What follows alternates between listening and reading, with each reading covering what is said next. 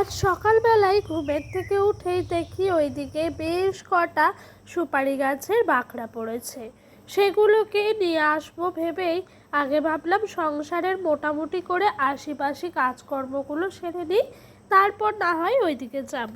আর এই সমস্ত কাজকর্ম করতে গেলে একটু হাতে সময় নিয়েই যেতে হয়, যেহেতু ধরো ওই ভেতর দিয়ে থাকে, এদিকে একটা কাজ করতে গিয়ে আরও বেশ কয়েকটা কাজ বেশ জমে যায়। সেই জন্য হাতে একটু সময় নিয়ে কাজকর্ম গুছিয়ে চলে গেছি আমাদের বাড়ির শেষ প্রান্তে সুপারির বাকড়াগুলোকে নিয়ে আসতে।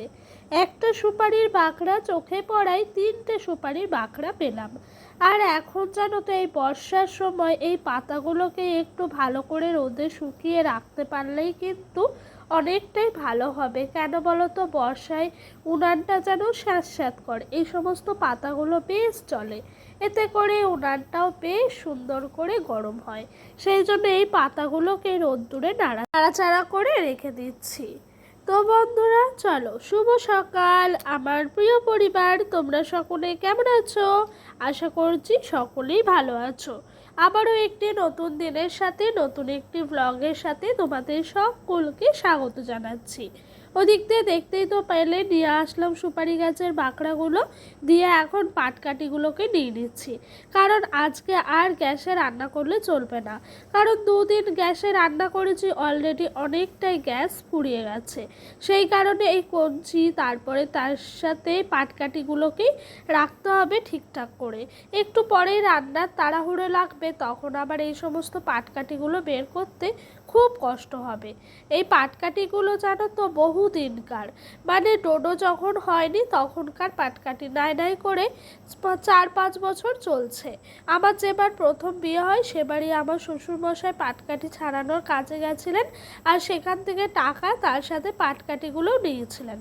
আর তখন থেকে এখানে মাচা করে এখানেই পাটকাঠিগুলো রাখা আছে, তারপরে পলিথিন চাপা দেওয়া আছে, তাই পাটকাঠিগুলো একটু নরম হয়ে গেছে। এদিক দিয়ে কণিকা দিয়ে গেল ফুল, একটু সাদা ফুল তার সাথে জবা ফুল। এই ফুলগুলো বেশ পুজোয় লাগবে, মন্দ হবে না। ওদিক দিয়ে ফুলটা গুছিয়ে রেখে কালকে দুপুরবেলা বেশ কয়েকটা কাচাকুচি করেছিলাম, তোমাদের সঙ্গে কোনো রকমভাবে শেয়ার করা হয়নি। সেগুলো আধ শুকনো হয়ে গেছিলো, সারা রাত দড়িতে মেলাই ছিল, সেই জন্য একটু বেশ শুকিয়েছে। আর আজকে সকালবেলা এসছি রোদ্দুরে দিয়ে একটু গরম করে নেব। তবে এই নাইটিটি আর বিছানার চাদরটি দেখতে পাচ্ছ, এই দুটি কিন্তু একদম ভালোভাবে শুকিয়ে গেছে, তবে একটু রোদ্দুরে না দিলে বর্ষার সময় কেমন যেন একটা স্যাঁতস্যাঁত করে। তবে বর্ষা এখনও কিন্তু জ্যৈষ্ঠ মাস আছে, আষাঢ় মাস পড়েনি, তাও কিন্তু বর্ষায় বলতে লাগে, কারণ প্রত্যেক দিনই বৃষ্টি হচ্ছে একবার না একবার করে, সেই কারণে জানো তো বর্ষাকালই বলছি। যাই হোক, এই দেখো ওইদিকে কাজকর্ম সেরে নিলাম, এদিক দিয়ে কুয়োর থেকে জল ভরে নিচ্ছি। আর আমাদের গ্রামের ভিউটা দেখতে পাচ্ছ কি সুন্দর, পুরো সবুজ ঘেরা, মনে হচ্ছে কে যেন একটা সবুজ চাদর দিয়ে আমাদের গ্রাম খানিকটাকে মুড়ে রেখেছে। দেখতে সত্যি অপরূপ সুন্দর লাগে। এই যে বর্ষার সময় বৃষ্টিতে গাছগুলো এত সুন্দরভাবে তর তাজা করে ওঠে, মনে হয় গাছগুলোকে দেখলেই যেন নিজেদের মধ্যে একটা ফুল এনার্জি পেয়ে যায়। যাই হোক, কুয়োর পাড়টা ধুয়ে নিলাম, খেয়াল করেছো বাসি নাইটিটি ছেড়ে নিয়েছি। এখন চলে এসেছি এই যে রান্নাঘরে চা বসাতে। তবে আজকে শাশুড়ি মার সকাল থেকে শরীরটা একটু খারাপ, সেই কারণে আজকে আর উনি চাটা করলেন না, আমি বসিয়ে দিয়েছি। তবে আজকে ডোডোরও শরীরটা একটু একটু খারাপ আছে, দেখি মোটামুটি করে 2 কাপ চা করব, তার সাথে ডোডোর জন্য 1 কাপ জল গরম করে নেব। ওই যে ওকে হরলিক্স খাওয়াই, সেই জন্য। ওর বাবা কালকে জুনিয়র হরলিক্স নিয়ে এসছে। ওর বাবার কথা হলো প্রত্যেকটা খাবারই একবার করে টেস্ট করবে, যেরকম কমপ্ল্যান খাওয়ানো হয়েছিল আগের বার, এবার জুনিয়র হরলিক্স, এর পরের বার দেখা যাক যেটা হয় সেটাই খাওয়ানো হবে। তবে ছেলেটা জ্বরের পর থেকে কেমন যেন একটা খিটখিটে হয়ে গেছে। এটা বাচ্চারা প্রত্যেক বাড়ি হয়, অনেকটা দিন সময় লাগে এই খিটখিটটা একটু ভালোভাবে ঠিক হতে। যাই হোক 2 কাপে চা নিয়ে নিলাম, আর বিস্কুট বাড়ন্ত ছিল, তাই ডোডোর বাবাকে বললাম যে একটু বিস্কুট নিয়ে আসো। ও কিন্তু প্রত্যেকবার এত সুন্দর সুন্দর বিস্কুট আনে না, আবার মাঝে মধ্যে নিয়ে আসে।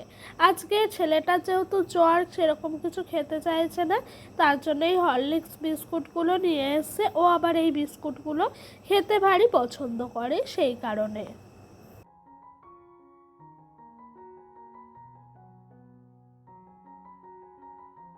তো বিস্কুটগুলো এখন জায়গা মতো রেখে দিচ্ছি। তার সাথে তোমাদেরকে প্রথমেই দেখালাম ওই যে বেকারি বিস্কুট, ওটার নাম নিমকি বিস্কুট। আমাদের পাড়ায় যে দোকানটি আছে সেখানে মাঝে মধ্যে ওই বিস্কুটটি আসে বিক্রির জন্য, তবে মাঝে মধ্যে আবার অন্যান্য ধরনের বিস্কুটও নিয়ে আসে। আবার ডোডোর বাবার যদি চোখে পড়ে এই সমস্ত বিস্কুটগুলো, ও আবার নিয়ে আসে দেখি। তবে এই বিস্কুটটা মোটামুটিভাবে টেস্টি। এর সাথে যেন একটা ফুলের মতো বিস্কুট আছে সেপ, ওই বিস্কুটটা আবার ভীষণ সুন্দর খেতে। ওই বিস্কুটটাও এলে নিয়ে আসে যখন যেটা চোখে পড়ে আর কি। এই বিস্কুটের প্যাকেটগুলো 20 টাকা করে নেয় জানো। এগুলোর নাম নিমকি বিস্কুট। চা দিয়ে খেতে অতটাও ভালো লাগে না, তবে শুধু শুধু খেতে বেশ ভাল লাগে। ওদিক দিয়ে ক্রিম কেকার বিস্কুটগুলো নিয়ে এসে রাখা ছিল, সেই বিস্কুটগুলো ভরে নিচ্ছি। প্রথমে যেন বিস্কুটগুলো ঢুকছিল না, তাই ক্রিম কেকার বিস্কুটগুলোকে বের করে আবারও ওই বিস্কুট বের করে নিলাম, কারণ ডোডোর বাবা মুখটা ধুয়ে একটু খাবে। ও আবার চা বিস্কুট সকাল সকাল খায় না, তো ওকে যদি একটুখানি আবার এই সমস্ত বিস্কুটগুলো দেওয়া হয় তখন আবার বেশ ভালোভাবে খায়। সেই জন্য ওর বিস্কুটটা আবার আলাদা করে রেখে দিলাম। আর এই দেখো, এই দিক দিয়ে আমি ওই চাটা করে চলে এসেছি ঘরে বিছানাটা গুছাতে। কালকে যেহেতু বৃষ্টি হয়েছে, সেই কারণে রাতে মশারিটি টাঙিয়েছি। বৃষ্টি হলে পরিবেশটা বেশ ঠান্ডা হয়, তখন মশারিটা টাঙালে ঘুমটাও বেশ সুন্দরভাবে হয়, তাই কিন্তু মশারিটি টাঙানো হয়েছে। ডোডো এখন বসেছে খেলতে, এখন পড়তেই চাইছে না, ওই যে জ্বর হয়েছে তারপর থেকে। যাই হোক, মশারিটা গুছিয়ে নিই। ওদিক দিয়ে সমস্ত কিছু জোগাড় করে দিয়ে আসলাম। শাশুড়ি মাকে বললাম সকালে আলু সিদ্ধ ভাতটি করতে, উনি বোধহয় বসিয়ে দিয়েছেন। কেন জানেন তো, সকালবেলা এত কাজের তাড়াহুড়া লাগে, উনি যদি ওই সকালে এক মুঠো ভাতটি করেন না, তাতেই যেন মনে হয় কত কাজ গুছিয়ে ফেলতে পারলাম, আর ভীষণভাবে শান্তি পাই। তোমাদের সাথে আগের দিনের বাজ পড়ার ঘটনাটা শেয়ার করেছিলাম আমাদের এখানে। তবে এই বাজটি পড়াতে অনেক মানুষের অনেক ক্ষয়ক্ষতি হয়েছে জানো। কারো কারো ফ্যানের কয়েল পুড়ে গেছে, কারোর বাড়িতে পুরোপুরি মিটার নষ্ট হয়ে গেছে, কারোর আবার মিটার নিচে পড়ে আগুন জ্বলছে দাউ দাউ করে। এরকমটাই হয়েছে জানো। কি যে কষ্টের দিন গেছে তোমাদেরকে কি বলবো। তো যাই হোক, এখনো অবধি সেই কষ্টটা যেন মানুষের মধ্যে রয়ে গেছে, সেই একটুকু বাঁচের জন্য কয়েক সেকেন্ডের মধ্যে পুরোপুরিভাবে মানুষের ক্ষতি হয়ে গেল। যাই হোক, এই দেখো, এই দিক দিয়ে আমি কিন্তু কাঠগুলোকে নামিয়ে নিচ্ছি উনানের ওপরে। সকালে বললাম না শাশুড়ি মা ভাত রান্না করেছিলেন, তো তারপর উনি কাঠগুলো জ্বলছিল না বলে উনানের ওপরে দিয়ে রেখেছিল একটু যাতে করে গরম গরম হয়। তো এখন দেখছি কাঠগুলো না নামালে হবে না জানো তো। এই কাঠগুলো যখন বর্ষা আসে তখনই আমরা এই যে উনানের ওপরে দিয়ে রেখে দিই, এতে করে গরম হয়ে যায়, ধরতেও সুবিধে হয়। সত্যি বলতে এই সময়টায় কত যে কাঠখড়ি নষ্ট হয় কি বলবো। পাটকাঠির মনে হচ্ছে বাপ মা নেই, এতভাবে পাটকাঠি নষ্ট হচ্ছে। কিন্তু কিছু করারও নাই, গ্যাসে রান্না করলেও হবে না, কারণ গ্যাসের খরচা তো অনেক, তাই না বলো। আমাদের মতো গ্রামের সাধারণ মানুষের প্রত্যেক দিন গ্যাসে রান্না করা মানেই বিলাসিতা। রয়েছে আমাদের কিন্তু অনেক রকমভাবে কাজকর্ম। যখন ভাবি না গ্যাসে রান্না করি আর কি, সেদিন ভাবি নিজেকে একটু হলেও বড়লোক হলাম। সত্যি বলতে এই সমস্ত খারাপ মেন্টালিটিগুলো এক এক সময় এমনভাবে কাজ করে মাথার মধ্যে, কি বলবো তোমাদেরকে। যাই হোক, গল্প করতে করতে ওই দিক দিয়ে ভাত হয়ে গেছে, মোটামুটিভাবে উনুনটাই চলছে। আজকে সবজিপাতি সকাল সকাল তেমন কিছু ছিল না। আবার ডোডোর বাবা সকালের দিকে কাজের একটু বেশি চাপ ছিল, তাই বললো দোকান থেকে সোয়াবিন নিয়ে আসতে, সোয়াবিন দিয়ে আলু দিয়ে তরকারি করতে, ডাল করতে, আর একটু উচ্ছে দিয়ে আলু দিয়ে চচ্চড়ি করতে। এগুলোই আজকে রান্না করব। তবে ও এটাও বললো একটু পরে সবজি আনছি। জানো তো বর্ষার সময় না বেশি সবজি না আনাই ভালো, কারণ বর্ষার জল পাওয়া সবজি তো বেশি দিন টিকতে চায় না। কিছুদিন যাওয়ার পর সবজিপাতিগুলো কেমন যেন নষ্ট হয়ে যায়। তাই বললাম যে বেশি এনো না, কম কম করে এনো। এই দেখো, এক সপ্তাহে সবজি নিয়ে এসছে। ডোডোর বাবার কথা হলো এক সপ্তাহে সবজি যদি নিয়ে আসি তাহলে একটু হলেও সাশ্রয় করতে পারি। কারণ জানো তো বাজারে গিয়ে অল্প অল্প জিনিস নিলে তারা কিন্তু যা রেট তাই ধরে, আর একটু বেশি বেশি নিলে রেটটা একটু কম ধরে, সেখান থেকে কিছুটা টাকা বাঁচে আর একটু হলেও সাশ্রয় হয়। তো এই যে এক সপ্তাহে সবজি বাজার করেছে, নিয়ে এসছে আখরি, তার সাথে নিয়ে এসছে বরবটি, পটল, ঝিঙে, তার সাথে ছিল লঙ্কা, আরও ছিল কুমড়ো, কাঁচা কলা, এই সমস্ত সবজিপাতিগুলো। আর এই সমস্ত সবজিপাতিগুলো তো আর একদিনেই শেষ হয়ে যাবে না, এগুলোকে এক সপ্তাহ আমাকে চালাতে হবে।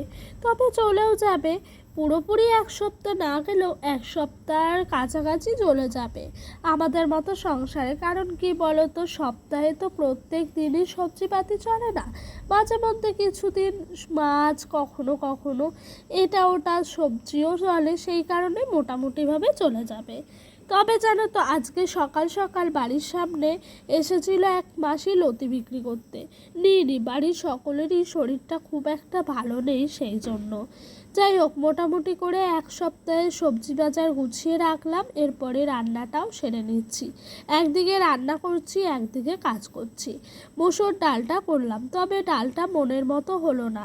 কারণ কি জানো তো, ওই যে কাঁচা কলা সিদ্ধ করেছিলাম একটা, ডোডোর একটু পেটের গন্ডগোল চলছে, সেই কারণে কাঁচা কলা দিয়ে ভাত দিয়ে মেখে খাওয়াবো বলে, তাই জানো তো ওই যে কষটা ছিল তার মধ্যে ডালটা করেছি, একদম কেমন হয়ে গেছে।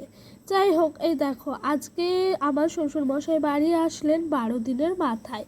তো উনি গেছিলেন প্রথমে ননদের বাড়ি, সেখান থেকে মামা শ্বশুরের বাড়ি গেছিলেন। আর মামা শ্বশুর আমার ছেলের জন্য কত কি পাঠিয়েছেন দেখো, একটা থালা, গ্লাস, তার সাথে একটা বাটি, আর তার সাথে চামচ।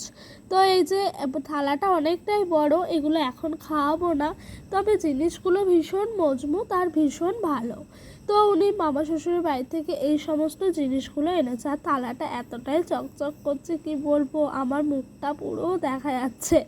তো যাই হোক, থালাটা ভীষণ ভালো আর ডোডোর তো খুব পছন্দ হয়েছে। বাচ্চা মানুষের কাছে নতুন জিনিস পাওয়াটাই যেন একটা আনন্দের ব্যাপার, তো ওরও কাছে ভীষণ আনন্দ। আর হ্যাঁ, তার সাথে শ্বশুরমশাইকে জামা প্যান্ট দিয়েছেন আর ডোডোর বাবার জন্য একটা শার্ট দিয়েছেন। শার্টের কালারটা খুবই সুন্দর লাগছিল, তবে ও ফর্সা তো বেশ মানাবে পরলে পরে। তো এই যে শার্টটা এই কালারের ছিল, তবে এখন শার্টটা পরবে নাকি সেটাও জানি না, কারণ এখন তো কোনো অকেশান নেই। আমাদের মতো মধ্যবিত্ত পরিবারে আমরা তো আর রোজ দিন নতুন জামা পরি না, অকেশান ছাড়া আর কি, সেই কারণেই।